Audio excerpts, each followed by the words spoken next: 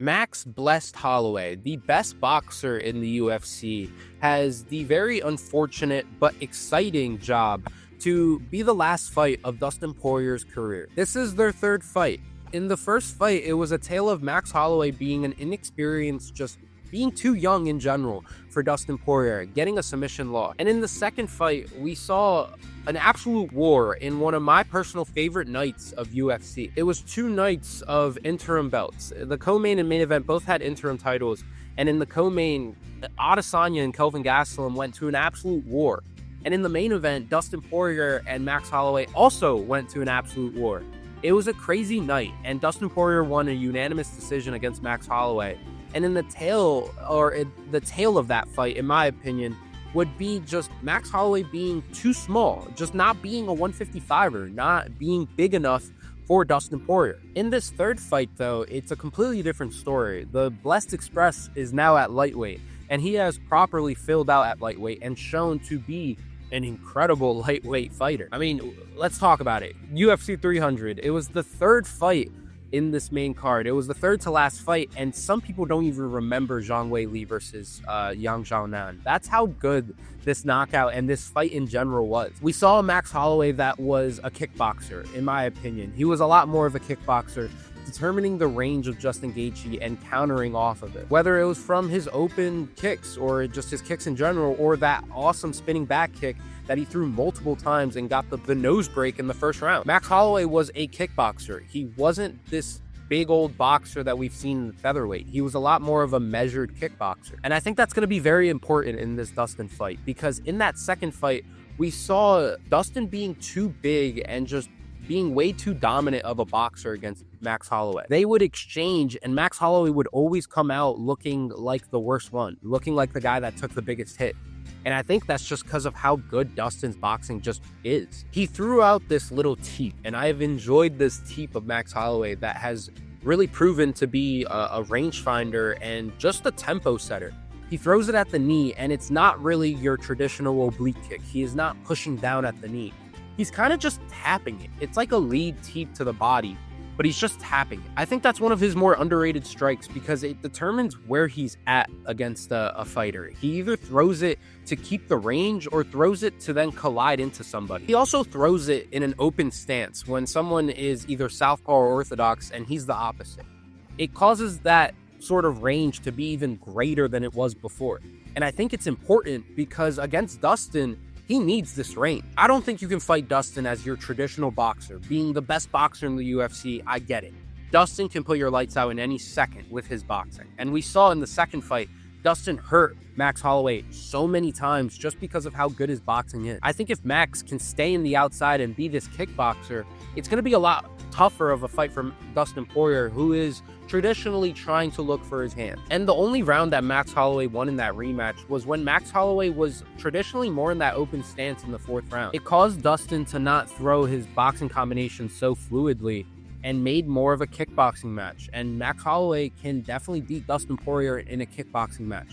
A lot easier than beating Dustin Poirier in a boxing match. Keeping that open stance is crucial in my opinion against Dustin Poirier, but that's the big issue with Max Holloway and what we have seen recently from him. And it's the susceptibility to just switch stance fighters. In his most recent fight against Ilia Topuria, he got caught squared to Ilia trying to switch stances on him. It led to the one shot, and with Ilia, one shot is going to lead to multiple, and it got the knockout eventually. Against Volkanovski, we saw 3 fights of Volkanovski being this switch stance fighter, controlling the tempo, using his feints from southpaw and orthodox.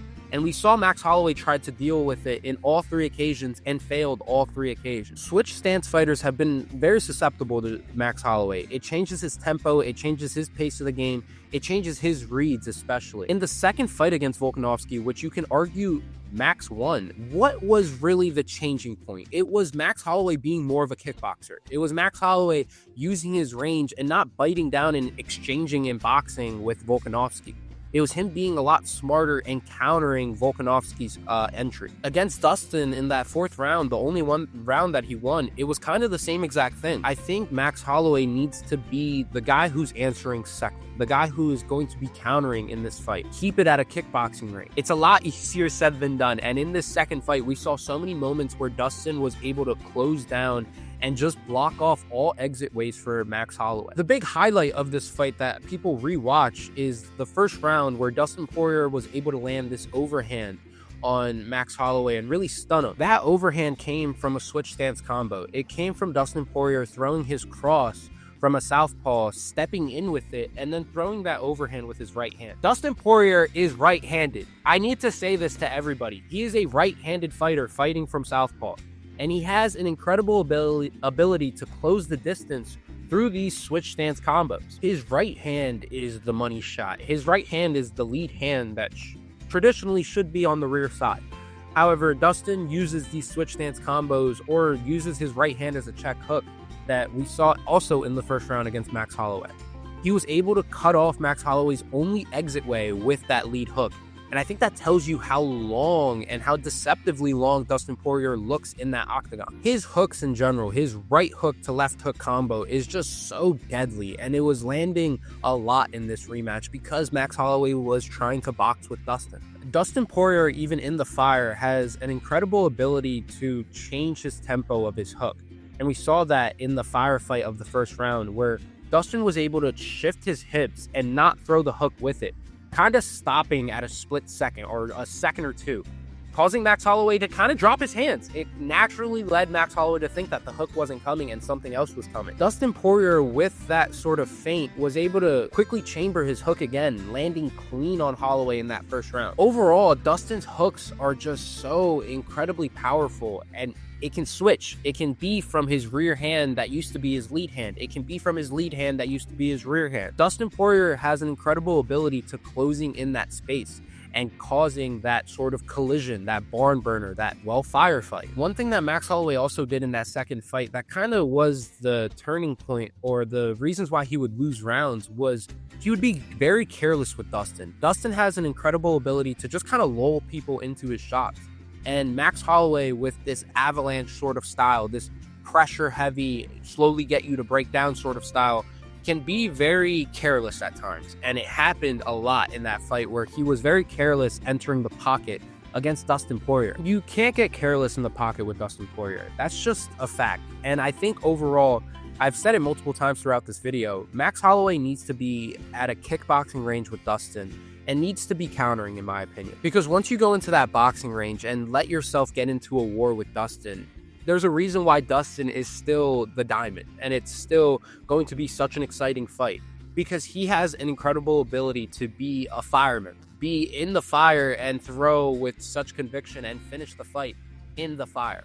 I think Max Holloway needs to be completely out of the fire, not be in that boxing distance, because with Dustin, it's game over. I know that's a lot easier said than done, and that's why this fight is just going to be so exciting. Max Holloway and Dustin Poirier are easily two of the more exciting fighters we have ever laid our eyes upon. How do you think this fight's going to end up? Let me know in the comments.